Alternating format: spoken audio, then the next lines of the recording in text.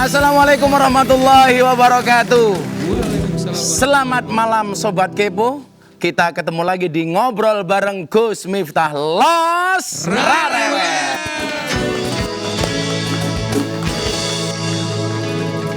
Kita mau ngomong ekonomi nih. Nabi Muhammad itu jadi nabi dan jadi pedagang. Ternyata lebih lama jadi pedagang. Jadi nabi hanya 23 tahun. Jadi pedagang 25 tahun. Saking suksesnya Kanjeng Nabi, beliau ketika melamar Siti Khadijah, Anda tahu mas kawinnya berapa? Misal tahu, 20 ekor unta. Wah, banyak banget. Satu unta itu sama dengan 20 juta. Berarti mas kawinnya Kanjeng Nabi kepada Siti Khadijah hampir 400 juta. 20 ekor unta. Sama dulu Gus Miftah menikah dengan istri saya, mas kawinnya juga 20 ekor kutu. Ekor kutu. Lah, ternyata Siti Khadijah juga seorang entrepreneur yang luar biasa. Karyawannya ribuan. Artinya apa? Bahwa kemudian bekerja itu sudah menjadi sebuah keniscayaan. Saya ditanya begini, Gus, kalau perempuan tuh boleh bekerja apa enggak sih? Saya jawab, iya. Perempuan, seorang istri harus bekerja. Kenapa? Karena suami itu hanya titipan. Artinya, kalau tidak diambil Tuhan, ya minimal diambil mantan. Jangan Gus. Tapi saya sarankan kepada para suami, kalau Anda sebagai suami, tolong jangan pernah izinkan istrimu bekerja. Kenapa? Karena dia tulang rusukmu, bukan tulang punggungmu. Wah. Nah, artinya apa? Hari ini kita harus menjadi orang yang kuat, baik secara ekonomi maupun kuat secara fisik.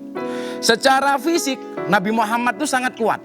Buktinya apa? Umur 50 tahun sekian, beliau bisa gulat mengalahkan juara gulat di tanah Arab. Maka beliau itu postur tubuhnya tinggi, dadanya bidang, perutnya rata. Dan Nabi Muhammad usia 63 tahun sakitnya hanya 3 kali tok. 2 kali tok. Puskesmas, pusing keselio masuk angin. Jadi Nabi itu nggak ada penyakit generatif kok. Nabi jantung, diabetes mellitus, apalagi stroke. Kalian tahu stroke itu penyakit apa?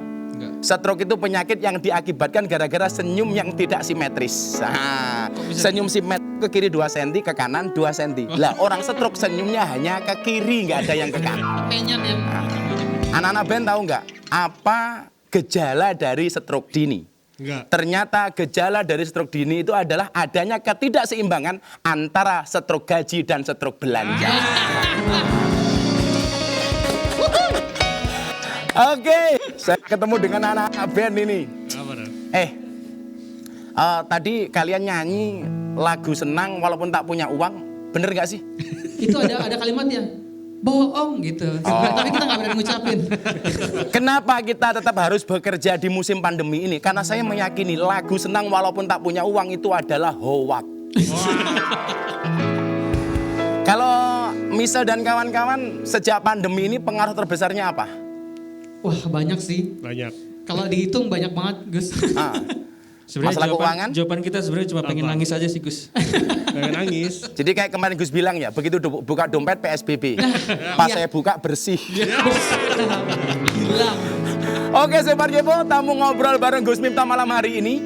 Beliau yang telah ditugaskan Presiden menjadi Ketua Komite Penanganan COVID dan Pemulihan Ekonomi Nasional. Siapa dia? Kita lihat VT-nya.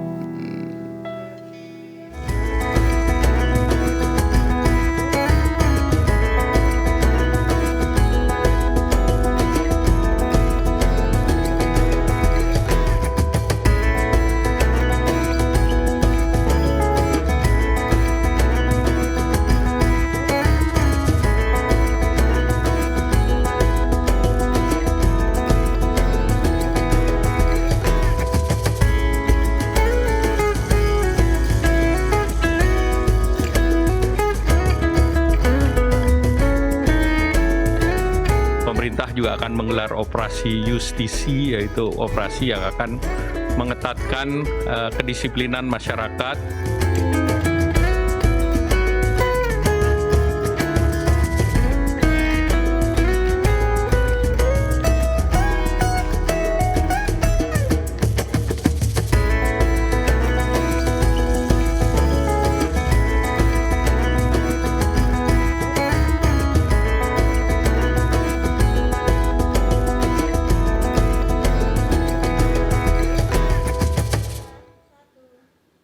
Oke, akan saya panggilkan bintang tamu saya malam hari ini, Bapak Airlangga Hartarto. Asik. Ya, Selamat malam, Pak selamat Airlangga. malam Gus Miftah. Salam kungfu, Pak. Sini. Iya. Begini bener, Pak ya? Iya. Wah. Luar biasa. Monggo, Pak Airlangga matur nuwun. Nih. Kalau ketemu orang sesama kungfu itu kok salamnya begini? Ini maknanya apa ini, Pak? Pertama, orang bela diri kan punya kekuatan. Yang tadi Gus Miftah bilang. Tetapi tidak boleh sombong dan tidak boleh diumbar. Jadi kekuatan itu ditahan oleh tangan yang kiri. Begini, Pak ya? Iya. Oh, ditahan. Ini kekuatannya, ini supaya nahan tidak sombong. Iya. Pak Airlangga sejak kapan menekuni kungfu? Saya waktu mulai SMP sampai SMA. SMP sudah main, Pak? Iya. Jadi tidak hanya hobi ya, sudah ini Iya. fan berat ini kayaknya ini. Sampai sekarang masih rutin berlatih ya, Pak? Nah, sekarang tidak terlalu rutin. Tidak terlalu rutin. Saya rutinnya nonton latihan. Nonton latihan. Iya. Terutama Tapi prestasi kungfu di pelatnas. Indonesia luar biasa, Pak ya? Ya, kita sebutnya sekarang wushu. Wushu. Kalau kungfu itu termasuk aliran tradisional. Kalau wushu itu keseluruhannya. Keseluruhannya ya. Ya. Saya membaca Pak Airlangga ini selain Ketua Umum PB Wushu juga kayaknya pengurus kickboxing Indonesia. Ya, Bener, Pak ya? betul. Karena antara wushu dan kickboxing itu ada jalur merahnya karena di wushu juga ada yang fight namanya sanda. Sanda. Nah, kemudian kebetulan sekjen saya jadi ketua umum. Oh, jadi pemirsa ini luar biasa. Saya kebetulan ini, beliau ini pengurus pusat kickboxing Indonesia. Kebetulan Gus Miftah ini juga ketua umum kickboxing Indonesia Daerah Istimewa Yogyakarta. Ya. Jadi ini langsung ketemu dengan pembina, ini luar biasa. Ini. Tapi berbeda dengan pejabat lain. Kenapa Pak Menko itu sukanya ke olahraga yang bela diri, Pak? Ya, kalau tidak ada yang membela kan harus membela diri sendiri. Tapi saya senang sih dengan olahraga bela diri, Pak. Tapi saya juga kadang-kadang heran dengan filosofi wasit tinju, Pak. Bagi saya wasit tinju itu aneh. Kenapa ada orang berpelukan dipisah, orang tonjok-tonjokan dibiarin, Pak? Iya. Dan sekarang di Indonesia ini banyak. Dan satu lagi, pemirsa, menurut saya profesi yang lucu itu apa? Wasit sepak bola. Kenapa Pak Airlangga lucu? Ya gimana? Lari ke sana kemari mencari kesalahan orang lain. Tapi saya penasaran, Pak Airlangga bisa mempraktekkan kuda-kuda kungfu itu seperti apa, Pak? Ya, Waduh, kalau kuda-kuda kan kuda-kudanya seperti apa, masih Pak? begini. Wah. Agak maju dikit barangkali, Pak. Supaya bisa kita lihat. Kita masih begini.